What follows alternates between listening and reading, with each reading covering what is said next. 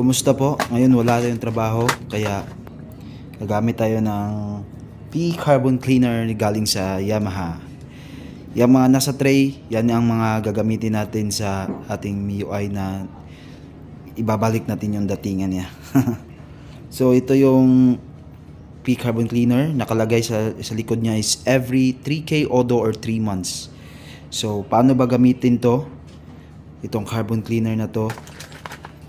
Itong cup na to ipapalit natin sa itatakip natin sa cup natin sa gas tank. So dito na tayo sa Petron.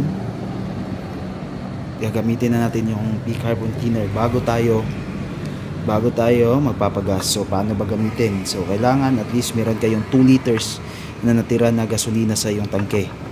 So di ko na on yung video dito. Akala ko na-on ko, hindi pala na-on. So ang kulay ng P-Carbon Cleaner is para siyang gasolina na yellow, na yellowish yun.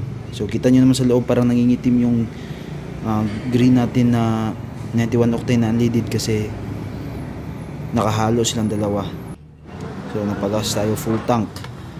Take note, dapat at least meron kayong 2 liters na natira sa gasolina nyo bago nyo ilagay yung carbon cleaner.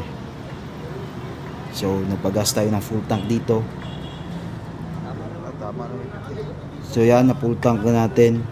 So ang gagawin ko dito is papaandarin ko muna kasi benefit ng kwan para ma-distribute na yung or mahalo na yung carbon cleaner doon sa gasolina, mapunta na doon sa kanyang injector, sa kanyang valve, ganon. So may mga benefits pala yung yung P-Carbon Cleaner. Una is to improve fuel efficiency.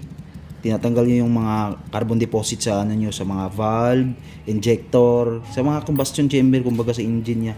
Tinatanggal na yun para ma-improve din niya yung performance ng motor niyo. At meron ding to, pampalinis ng combustion niya. Bali, nire-reduce na yung emissions. Cleaner combustion reduces harmful emission from your motorcycle exhaust. So, kumbaga, malinis yung binubuga niya na hangin or usok doon sa tambucho nyo. So, yun lang. So, dito papakita ko lang kung paano ko kinabit yung mga CNC gas tank cap at saka yung grab bar natin, saka yung CNC na bolt para sa grab bar natin para umaba konti yung video. So yun lang, salamat, panoorin nyo lang yan gusto niya.